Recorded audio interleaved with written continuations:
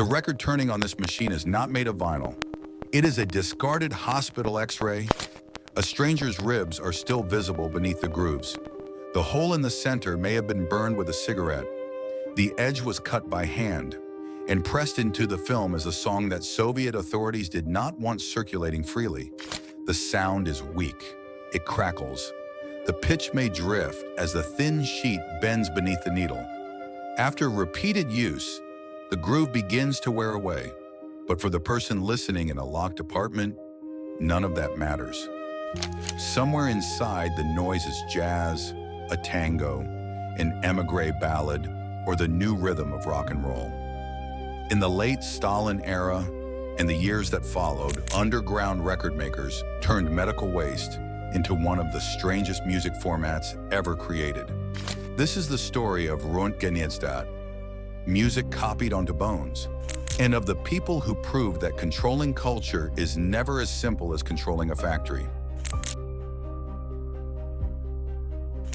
This story is often reduced to one easy sentence. Western music was banned in the Soviet Union. The reality was more complicated and more interesting. Official attitudes changed over time. Some jazz was performed publicly. Selected foreign records were released legally. Certain dances returned when political pressure eased. But access was limited, censorship was real, and styles associated with the West could suddenly be attacked as decadent, cosmopolitan, or ideologically dangerous. What people wanted to hear was often broader than what the official system was willing to provide. That gap created a market, and inside that gap, Soviet engineers, collectors, black market dealers, sailors, students, and ordinary music fans built an underground distribution system from almost nothing. The Soviet state never treated culture as politically neutral. Books, films, theater, painting, and music were expected to serve social goals. Art could educate, inspire, mobilize, or demonstrate the superiority of socialism. That also meant art could be classified as harmful. Jazz had an especially unstable position. It had enthusiastic Soviet audiences in the 1920s. It appeared in films and dance orchestras, but campaigns against Western influence repeatedly pushed it into danger. During the late 1940s, the campaign against so-called rootless cosmopolitanism made foreign cultural connections particularly suspicious. The saxophone was not literally illegal throughout the Soviet Union. Jazz did not disappear completely, but musicians could lose work, repertoires could be restricted, and foreign styles could become evidence of bad taste or political unreliability. Popular memory later preserved a sharp slogan: "Today he plays jazz, tomorrow he will betray the motherland." Whether or not every version of that phrase appeared exactly as remembered, it captures the atmosphere. The music itself was being judged as a sign of character. Imported records were scarce. Official production was selective. Before the state label Melodia was created in 1964, recording and distribution passed through earlier state-controlled institutions. After 1964, Melodia became the dominant state record company, but it did not begin the system of cultural control. Foreign radio offered another route. The BBC, Voice of America, Radio Free Europe, and other broadcasters transmitted across the Iron Curtain.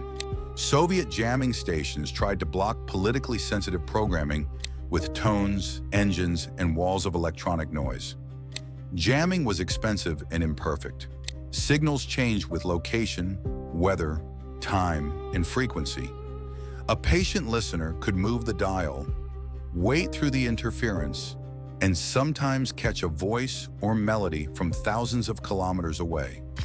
The state could make listening difficult. It could not make people stop trying. To understand the bone record, start with the basic problem. A record cutter needs a flat surface that can hold a groove. Proper blank discs were difficult to obtain privately. Used X-ray film, however, was thin, flexible, and available as medical waste. Hospitals had to dispose of old radiographs. Some entered the underground through employees, collectors, or people searching through discarded material. A chest, skull, spine, or broken arm became the physical base for a song. The record maker trimmed the film into a rough circle. A hole was made in the center, sometimes reportedly with the heat of a cigarette. Then a homemade or modified recording lathe transferred sound into a spiral groove. The source might be an imported record, a legal disc containing a song unavailable elsewhere, a live performance, or a radio broadcast captured through static. The quality depended on the source, the machine, and the skill of the person cutting it. These were not reliable commercial records. They could be off-center, badly distorted, too quiet, too fast, or too slow. The thin material could curl, the surface wore down quickly. Some copies may have survived many plays, others failed after only a few. That uncertainty is important. There was no single factory standard. Roentgenizdat was a method used by different people in different cities with different equipment. Yet the result worked well enough. A turntable needle followed the groove, and a forbidden or unavailable performance emerged from the image of a human body. The symbolism came later. The makers were not choosing ribs because ribs looked rebellious. They were using what they could find. But history gave the objects a meaning no designer could have planned. A state medical image, created by an official institution, had been transformed into private culture. One of the best-known early networks was connected to Leningrad in the late 1940s. Accounts of the period describe an operation associated with Ruslan Bogoslavsky and Boris Tygin, sometimes remembered under the name Golden Dog. The exact scale of individual networks is difficult to reconstruct. Underground businesses do not leave clean corporate archives. Memories differ. Numbers repeated decades later are often estimates. What is clear is that copies circulated through informal markets. A customer might know a dealer, a student, a musician, or someone with access to foreign ships and visitors. One person obtained the source, another had the machine, another found the film, another carried the finished copy across the city. The trade existed because a fragile copy was still cheaper and easier to obtain than an original imported record. Authorities eventually targeted private record production more directly. In 1958, new measures prohibited the unauthorized production and sale of recordings. Police and security organs seized equipment and pursued repeat producers and dealers. Punishment varied with the case, the period, and the charges. A teenager caught with one record did not automatically receive a long prison sentence, but organized producers could face prosecution, confiscation, imprisonment, and additional accusations connected to illegal commerce. That distinction matters. The danger was real, but history does not need exaggeration to make it dramatic. These people were operating outside a state monopoly, copying culturally sensitive material, and earning money in an economy where private trade itself attracted suspicion. The authorities could destroy a machine. They could not destroy the demand that had made the machine valuable. Bone records are often linked to the Stilyagi, the Soviet youth subculture that emerged in major cities from the late 1940s into the early 1960s. The word roughly suggested people obsessed with style. They were not a mass political movement. Many came from educated or relatively privileged urban families. Their rebellion was usually cultural rather than organized or ideological. Clothing mattered, so did slang, posture, dancing, cigarettes, hairstyles, and the fantasy of a world beyond Soviet normality.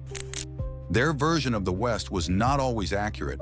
It was assembled from films, photographs, records, foreign goods, rumor, and imagination. But accuracy was not the point. The point was difference. Official satire portrayed the Stilyagi as ridiculous, empty-headed imitators. Newspapers and magazines mocked their clothes and dances. Komsomol activists could harass them. Schools or workplaces could discipline young people considered ideologically unreliable. Stories of trousers being cut or hairstyles being ruined became part of the culture's memory. Such incidents occurred, but they should not be presented as an identical nationwide procedure imposed on every Stylyaga. For most listeners, the experience was less cinematic. It was a room, a few friends, a record passed carefully from hand to hand, the volume kept low enough not to attract a hostile neighbor. The needle dropped. For 3 minutes, the official world receded. The music did not automatically turn the listener into a dissident. Many fans still studied, worked, joined Soviet institutions, and lived ordinary lives. That is precisely why the phenomenon mattered. It was not limited to professional opposition figures. It reached people who might never write a manifesto, attend a protest, or describe themselves as political. A private musical choice could quietly expand the boundaries of what felt imaginable, even when nothing else in a person's public life appeared to change. But the record offered evidence that the state's cultural menu was not the entire world. In 1955, another channel of musical influence began reaching listeners across the Soviet bloc. Willis Conover hosted jazz programming for the Voice of America. His calm introduction and carefully paced English became familiar to listeners who might never see his face. Conover was not broadcasting one uninterrupted, perfectly clear signal to every Soviet home. Reception varied. Jamming affected some programs and periods. Not everyone owned the right radio or knew where to tune. Even so, his broadcasts became enormously influential. Precise audience figures are impossible to prove. Claims of tens of millions appear frequently, but they are estimates, not a nightly headcount. What can be documented is the reach of his reputation. Musicians and listeners across Eastern Europe remembered the voice. Some learned the names of American performers from him. Others studied his pronunciation. Jazz fans copied broadcasts onto tape and passed them onward. Conover did not single-handedly break the Iron Curtain. Music does not replace economics, politics, military power, or popular protest. But his program created a recurring human connection across a political border. It demonstrated that American culture was more complicated than a propaganda caricature, just as the lives of Soviet listeners were more complicated than Western propaganda often admitted. If you enjoy carefully researched stories from behind the Iron Curtain, subscribe. A new documentary is released every week. Repression did not always arrive as a dramatic nighttime raid.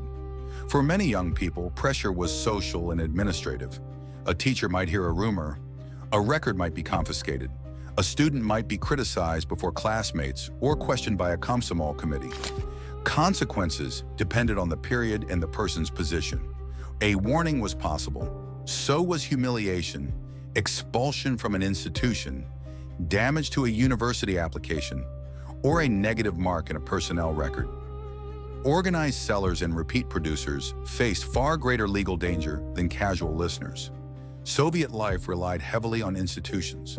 Education, employment, housing, travel, and professional advancement often passed through official structures. That meant punishment did not always need to be spectacular. A closed door could be enough. This is why a simple cultural preference could matter. The issue was not merely whether a song sounded good. It was whether the listener appeared disciplined, trustworthy, and loyal to the expected public culture. The state did not need to arrest every listener. It needed enough people to understand that curiosity could carry a cost. By the 1960s, the X-ray record began losing its practical advantage. Magnetic tape was better. Reel-to-reel machines became more available. A tape could hold more music, produce a cleaner copy, and be reused. One owner could copy a performance for a friend who copied it for another friend, creating long chains of imperfect but usable recordings. The term Magnitizdat described unofficial distribution through magnetic recording, echoing samizdat, the self-publication of censored writing. Tape carried far more than Western music. It spread Soviet bard songs, unofficial performances, religious material, political speech, comedy, and later underground rock. It allowed culture to move without a printing press or record-cutting workshop. Bone records did not vanish on one exact date. Technologies overlap. Old networks survived beside new ones. But their central era had passed. The ribs went quiet because the underground had found a better machine. The history of Soviet popular music did not move in a straight line from total prohibition to freedom. There were thaws and renewed restrictions. Jazz gained official space, lost it, and returned. Foreign performers visited. Records were licensed selectively.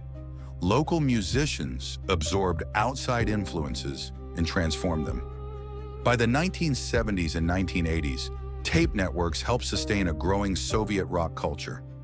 Bands no longer needed to imitate an imagined America. They could write in Russian about apartment blocks, boredom, war, work, love, stagnation, and the emotional pressure of late Soviet life. Some later achieved official recognition. Others remained semi-legal or underground. Rock clubs brought limited supervision and limited opportunity at the same time.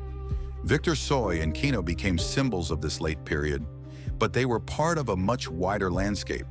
Aquarium, Machina Vremeni, Akvarium, DDT, and many other artists developed audiences through concerts, tapes, and personal networks.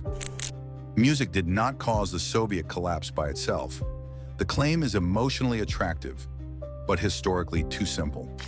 The Soviet Union ended through a combination of political, economic, national, institutional, and international pressures.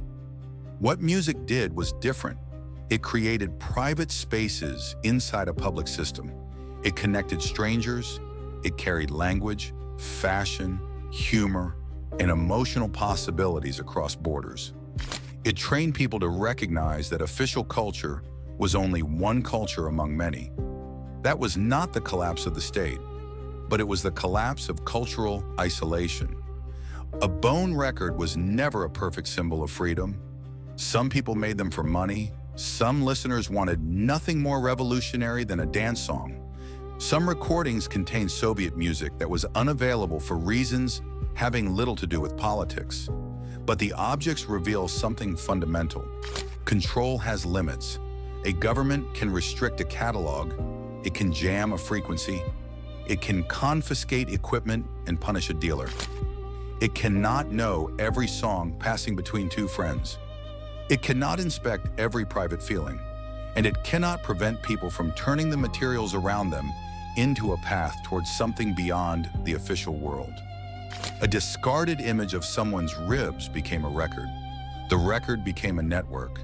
The network became a memory of people who listened through the noise. The ribs eventually went quiet. The curiosity never did. For more carefully researched stories from behind the Iron Curtain, subscribe. New documentary every week.